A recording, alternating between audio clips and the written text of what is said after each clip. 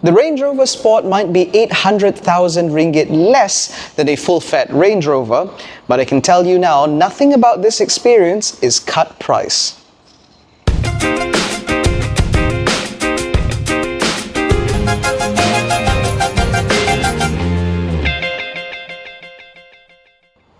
Now, one of the key differences between the Range Rover Sport and the Range Rover is the power plant, because in Malaysia, the Range Rover gets a 4.4-litre twin-turbocharged V8, whereas the Range Rover Sport gets a 3-litre mild hybrid turbocharged straight 6. Now, this car produces 400 PS and 550 Newton meters of torque between that engine and its integrated starter generator. As a result, this car is not only blindingly quick, but paired to the 8-speed ZF automatic gearbox, it is also pretty good at cruising down the motorway as well. But of course, you would have naturally assumed that, given that this is a Range Rover. What you might not assume is just how menacing the new Range Rover Sport looks. This L461 generation model looks absolutely fantastic and follows the L460 as well as the Velar and Evoque in its reductive design language. And so up front, you get these very thin, very wide LED daytime running lights, replete with the indicators built in. These 4 LED projector models also offer a adaptive high beam system, which means that you can blank out certain parts of the road without blinding other road users, allowing you to use high beam more of the time. And so in addition to them looking fantastic, they're also quite smart. Between them sits a reprofiled Range Rover grille, replete with the usual squircles, and the Range Rover badging sits on top. But what you'll notice is that when you look at this car via the profile, there is not a single protruding line along this face, at least not until you arrive at the bottommost edge of the bumper. There are LED fog lights here, naturally, but you're not really going to use them. But what I do quite like about this particular model, although it's done up in Santorini black with black satin alloys, the badging on this car is also done in satin black, and a lot of the details on this car have been retained in a lovely sort of rose gold or bronze material, and so you still get a lot of contrasting here and up on the top of the bonnet as well as on the fenders in order to demarcate those design notes from the rest of the car. I think that this particular spec looks quite good. Now, in terms of rolling stock, this particular car rides on 22-inch alloy wheels wrapped in Pirelli Scorpion Zero tires, suitably high-performance tires for what is a considerably high-performance vehicle. And more importantly, these are all-season tires, which means that they have very good grip, not just in the dry, but also in the wet, which is exactly what you want to see. Now, as we move further down the car, as I mentioned earlier, you have that very reductive, very minimalist design language. The only real crease here is this shoulder line, which goes from the headlights all the way to the tail, as well as a little bit of a crease here in order to make way for that fender vent. Aside from that, everything on this car has been reduced as much as possible. For example, there is no gutter or piece of trim here. Instead, the glass meets the bodywork directly, where the metalwork curves up to create that shoulder line, reducing a piece of trim and again making the car look more minimalist from the side. These door handles naturally sit flush with the bodywork when the car is locked, and again that makes this profile look even cleaner still. The only protruding edge on this car is the side skirt that you get down there, but because this car is done up in black, once again you don't really see it. Now, everything that you see on this car, including the wheels, are standard. The only cost option on this Range Rover Sport is the deployable side step. This is a 35,000 ringgit option, and honestly, I don't think you need it. On top of that, because this car rides on air suspension as standard, it can actually lower itself to provide better access should you want to. But of course, I've disabled that because I prefer having the bulk of the car visual when you're parked. Now, if you ask me, the Range Rover Sport does demarcate itself differently from the L460 Range Rover because of this roofline as well. Whereas the full-fat Range Rover is a bit more boxy and a bit more upright, this car looks a little bit more dynamic. And even though there have been an aggressive reduction of lines and creases down the side, you cannot deny the fact that this car looks potent even when standing still. The rear of the Range Rover Sport also differs from the full-fat Range Rover because, as you can see, the full LED taillights are widthways oriented and up here, whereas on the full-fat Range Rover, they're sort of here. On top of that, these lights are always visible as opposed to the disappearing items that you get from the Range Rover. And so that, to me, does make this back end look a little bit different, and it certainly is in line with what you'd expect from it being a Range Rover Sport. Now, other things on the back end of this car include the Range Rover badging here, which I appreciate is done up in a satin finish along with the Sport badge here. You get a couple of real exhaust exits to allow the 3-litre straight 6 to breathe. Your reverse wiper is hidden underneath the spoiler, which I quite like, but the critical difference between the full-fat L460 and this L461 is actually the tailgate, because on a Range Rover Sport the tailgate opens as a singular piece, whereas on an L460 it would come down as a 2-piece tailgate in order to give you somewhere for you to sit. Now, aside from that, the space back here is pretty good. Given the fact this car is hiding a full-size spare wheel underneath the boot floor, the amount of space back here is pretty decent, certainly large enough for 5, 6, 7 people's worth of luggage for that matter. And so for the 5 passengers in this car, there's plenty of space for all their crap. On top of that, the rear seats can be folded 40-20-40 for added practicality should you want to carry skis. You have a parcel shelf, you've got lights, you have a 12-volt socket in here should you want to plug in a Hoover. You've got tie-down hooks. You even got a little bit of netting on one side and some elastic on the other. It's all just very practical. Now, if you want to access more space in the back, you can actually fold the rear seats via a couple of toggle switches here, and they fold and raise electrically, which means that there's no faffing about looking for levers and so on. On top of that, because this car rides on air suspension as standard, you can also make the car kneel a little bit in order to improve ingress and egress into the boot. This is particularly helpful if you have, say, an elderly dog. However, all of this is broadly inconsequential, because ultimately you buy a Range Rover Sport for the experience of driving it, of being within it. And so without further ado, this interior looks absolutely fantastic, simply because there's a beautiful balance of tactile buttons and digital integration, as well as the use of absolutely fabulous materials everywhere the eye can see. So for example, this dash top is done in sort of like some sort of synthetic material, but it still has that beautiful double stitching all the way across, which is lovely and consistent too, which is what you want from a car costing this much money. Although as you move further down, you get more of that lovely semi-aniline leather, as well as an extensive use of very dark chrome. It doesn't just go all the way across for the air vents, it also comes down here in order to reflect this car's ambient lighting system. It comes down here as well, and there's an extensive use of it on the door card in order to demarcate different spaces. And I think that it does look very, very successful on this Range Rover Sport. Now, as I mentioned, there is a blend of tactile versus digital. So for example, your HVAC controls here are all displayed in its own space, replete with touch-sensitive but tactile buttons because there's haptic feedback. But the knobs on either side which control your temperature, those are still nice physical knobs. On top of that, these knobs are actually multi-function, because if you press them, they can do one function. If you pull them, they'll do another function. And so this allows you to be able to focus on driving while still being able to manipulate your temperature or your seat ventilation or your fan speed control, which is certainly nice to see. Further down here, this is where you find your terrain response controller. Now, this is essentially what manipulates this car's variety of driving and off-road functionality. And so in addition to things like eco, normal, comfort, sport, whatever, you also get things like mud and ruts, gravel, snow, and sand, all of which is manipulated via this knob. Although you can just leave it automatic by simply pressing down the knob. You also have a couple of buttons here for your hill descent control and that sort of nonsense. You get a physical volume knob here, which is always nice to see. And then of course you also get a physical gear selector here, which feels so lovely to use. And it's so much nicer to have a gear selector here as opposed to up here on a stalk. However, the majority of this car's functions are controlled via this screen here. This curved display is called Pivi Pro, and it's won multiple awards for its user interface, and I can completely understand why. Not only is it incredibly responsive, but the graphics on this are fantastic. It's driven by a very powerful processor, which is certainly more than enough to run all the functionality that you need from your Range Rover Sport. That same processor is what powers the digital instrument cluster that sits up ahead of me, which honestly looks like they've mounted a screen ahead of the air conditioning vents. It looks very flash. Now, that is not the most customizable display in the world, I will admit, but there is something very pleasing about its rather traditional aesthetic. You can, of course, manipulate various different functions within it. So you can change settings, or you can change what it displays, you can change the information it displays, etc., which is always nice. But if that's not enough, there is also a full color heads-up display that sits right in your line of sight.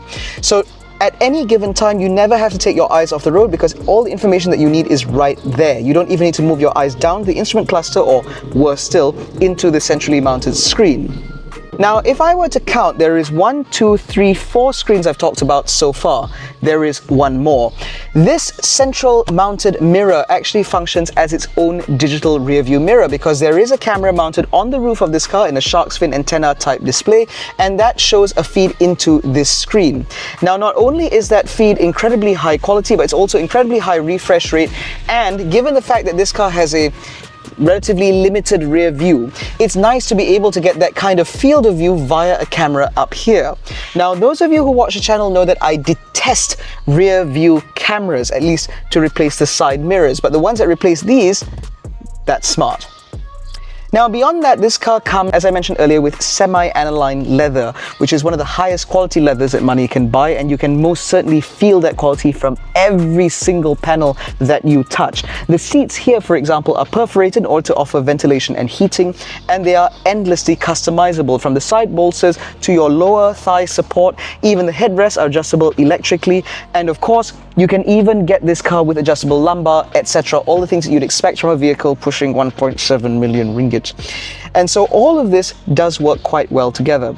Now, in terms of practicality, you get a couple of cup holders here which can be removed in order to reveal even larger space underneath. You get space underneath the HVAC controls here where I've put my phone. There's also a wireless charging pad hidden very neatly underneath the Pivi Pro screen. You've got a decently sized center glove box here which is lined in felt, so anything that you put in here should remain quiet. You also get upper and lower glove boxes, as is normally the case with Range Rovers, and so that is all present and correct. The door bins are decently sized, large enough for a 1.5 litre size, in fact 2 litre size bottle without too much issue. And so overall, everything in here looks good, feels good, seems well built. Again, what you'd expect from something bearing the Range Rover badge. Oh, there's also a full-size panoramic sunroof, which is very helpful today since it's quite dark.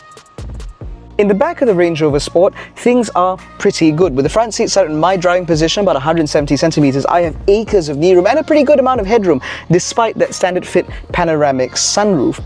And life back here is certainly no worse than it is in the front. All the materials that you touch and feel are lovely, including this use of textile on the doors in order to break up the monotony of the leather, which also hides this car's Meridian speakers, which I think is quite an innovative use of material. And of course, because this is a Range Rover, naturally I have a lot of under-thigh support. I have plenty of space to tuck my feet in underneath the seat in front of me, and the central tunnel is quite low and wide, which means that anyone sat in the middle seat does actually have space for their feet. Now, in terms of various stuff back here, I have these tiny little pockets at the bottom of the front seats. I have a couple of crotch coolers here, as well as my own controls for the 4-zone climate control. And although those air conditioning vents are mounted quite low, I actually have my own vent mounted right up here, right next to this leather-wrapped grab handle. And so life back here is pretty good. I've got decently sized door bins.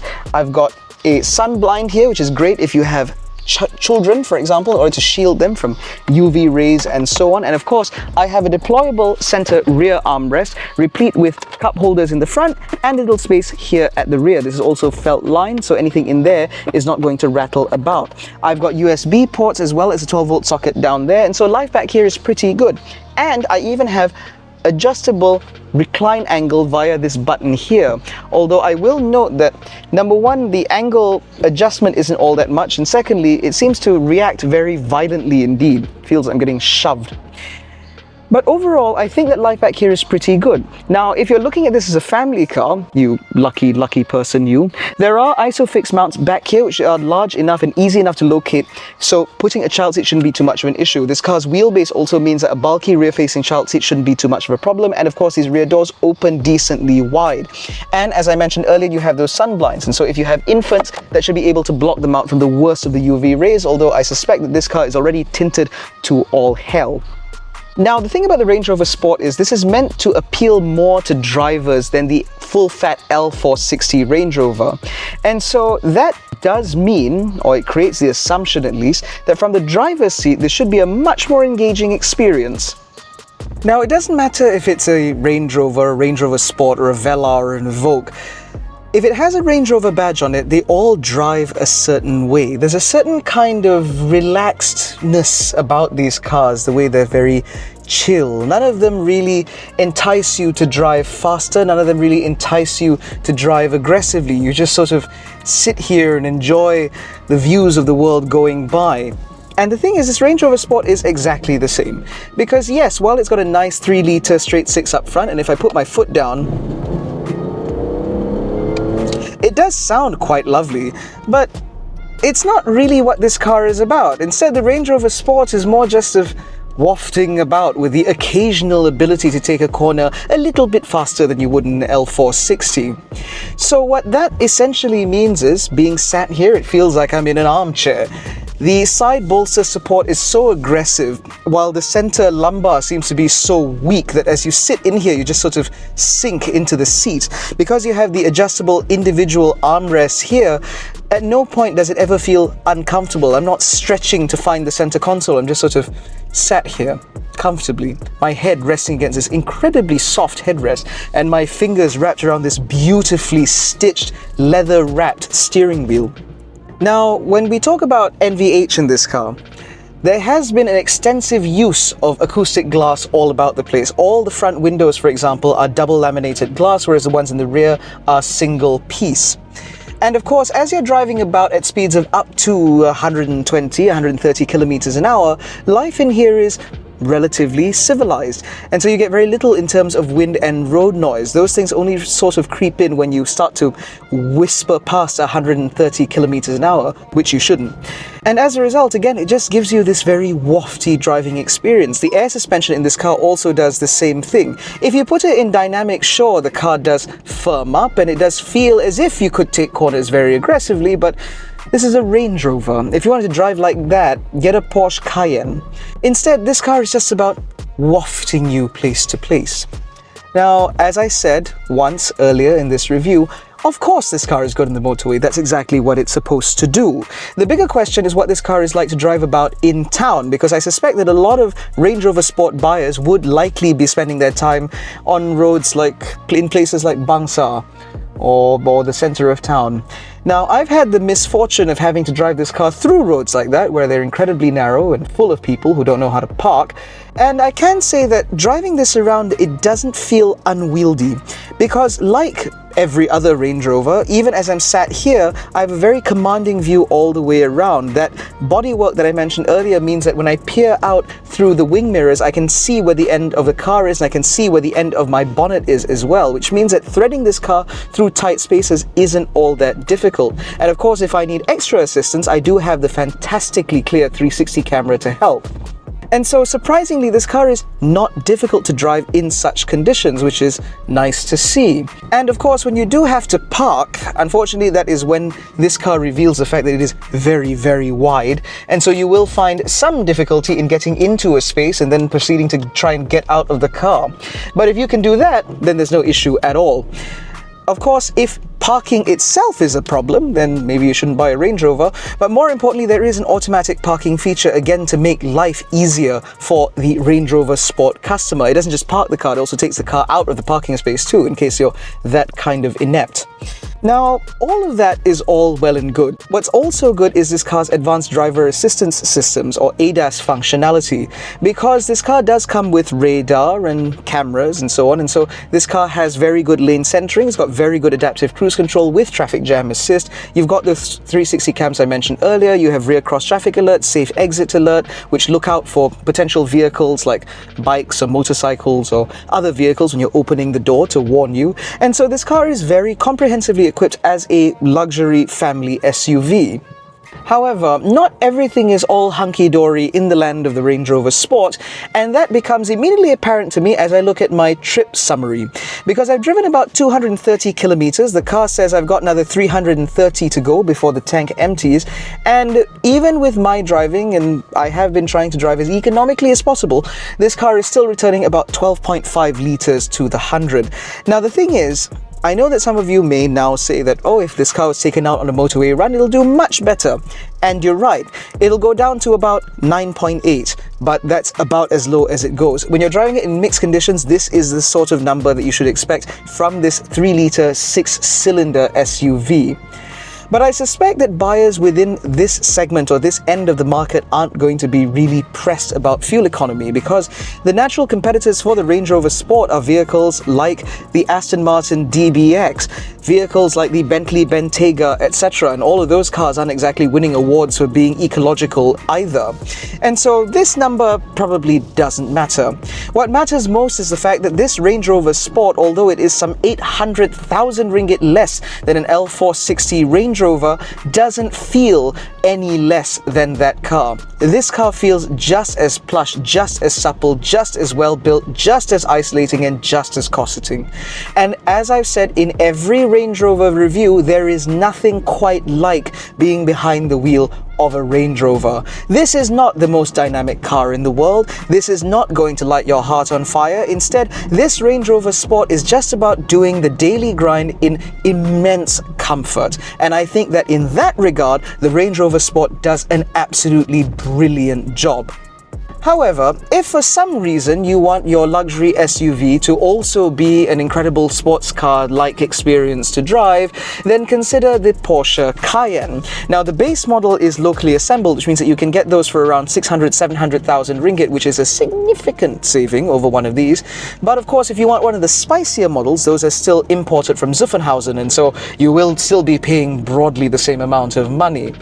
And of course, if you want something that is even more luxurious, then of course there is, again, the full-fat Range Rover with its 4.4-litre V8 tuned for creamy smoothness and nothing else, much to the detriment of my wallet when I had that car out on test.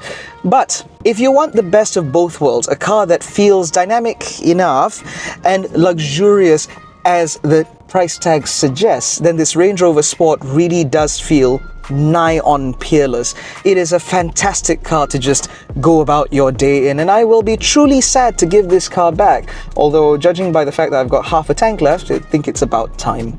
In any case, that concludes our review of the L461 Range Rover Sport in P400, guys. If you enjoyed this video, please give it a thumbs up, subscribe to the channel, hit the little bell icon to be notified every time we make a new upload. Don't forget to follow us on Facebook, Twitter, Instagram, and TikTok. All the links are in the description below, including the link to join our new WhatsApp channel, so that you're always up to date on the latest developments in the Malaysian automotive industry. Thank you so much for watching. We'll catch you in the next one. Take care, stay safe, and jangan bodoh.